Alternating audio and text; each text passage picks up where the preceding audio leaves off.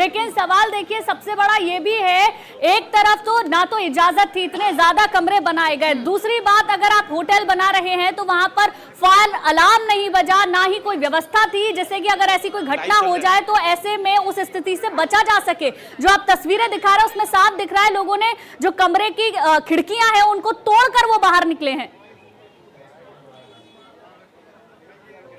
बिल्कुल बिल्कुल, लोगों ने खिड़कियों को तोड़ा और उसके बाद उन्होंने बाहर निकलने की कोशिश की, क्योंकि पूरी बिल्डिंग के अंदर धुआं भर चुका था, पूरी बिल्डिंग धुएं की जद में आ चुकी थी और जो आग थी वो लपटें भी बहुत ऊंची ऊपर तक जा रही थी। यही वजह है कि इन खिड़कियों को लोगों ने तोड़ा और उसके बाद उन्होंने नीचे छलांग लगाए। नीचे मैंने जैसे पहले भी दिखाया था, कैमरामैन फोकस करके दिखा पाएंगे, नीचे अभी भी गद्दे पड़े हैं। ये गद्दे सामने ही एक दुकान थी गद्दे की, वहां से लोगों ने गद्दों को इकट्ठा किया और उसके बाद नीचे गद्दों को डाला, जिसके बाद लोगों ने उस पर छलांग लगाई।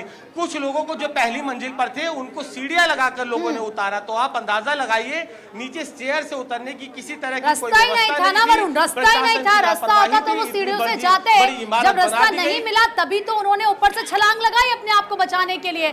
और इस तरह की जब तस्वीरें सामने आती है तो हर कोई हैरान हो जाता है कि बार बार इस तरह की घटनाएं क्यों होती है। जरा पॉसिबल है तो बात कीजिए वरुण, वहां पर जो लोग हैं जरा उनसे बात कीजिए अगर पॉसिबल है तो।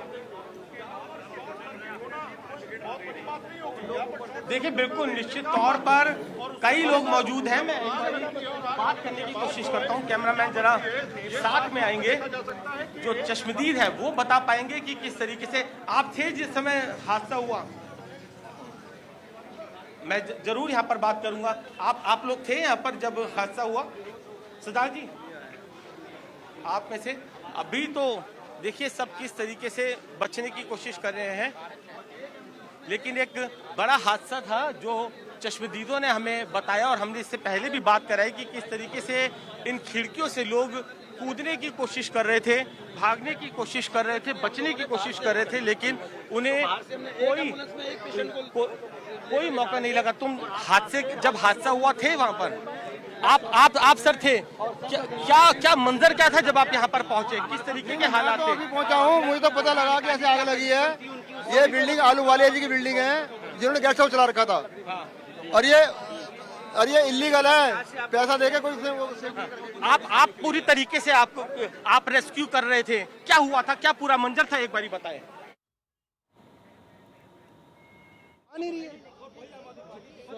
मैं 2-3 मिनट बाद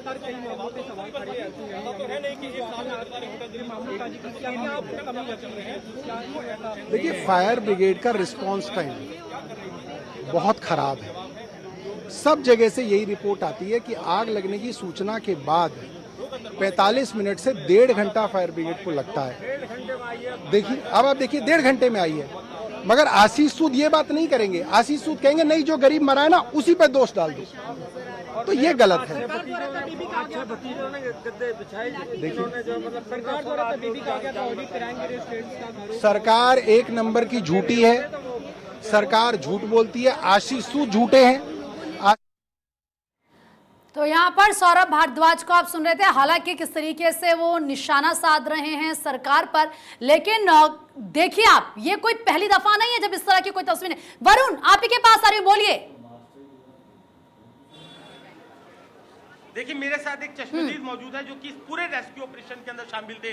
आप सुबह रेस्क्यू कराने के लिए कितने बजे पहुंच गए थे यहाँ पर और क्या हालात थे? सर मैं तो लक्ष्मी नगर में था अपनी ससुराल में, मुझे प्रभु ने यहाँ पे भेजा होगा इस काम के लिए। मैं अपनी शॉप खोलने के लिए आया था, 8:20 पे जैसे शॉप खोलने के आया तो यहाँ धुआं का हमको जो जहर धुआं दिखा, मैंने कहा ये क्या हो गया, तो देखा यहाँ पे आग लग रही है। तो भाई फिर उसके बाद नहीं रहा गया, तो हम तो चल पड़े बचाने के लिए, जो होगा देखा जाएगा।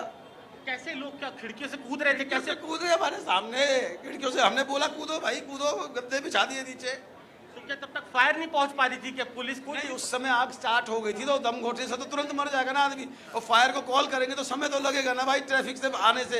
अब यहाँ पास में मालवीय नगर में फायर ब्रिगेड है, वो भी ओपन नहीं हुआ। अब भिकाजी कामा प्लेस से, नानू प्लेस से फायर ब्रिगेड आ रही है, ओखला से आ रही है, बसंत कुंज से आ रही है, तो समय तो लगेगा ना सड़क से आने में सर। लेकिन फिर भी आ गए और आकर के उन्होंने बहुत सराहनीय कार्य किया है। कितने लोग थे जो फंसे हुए थे, कितने लोग आपके सामने कूदे? 60 लोग थे अंदर।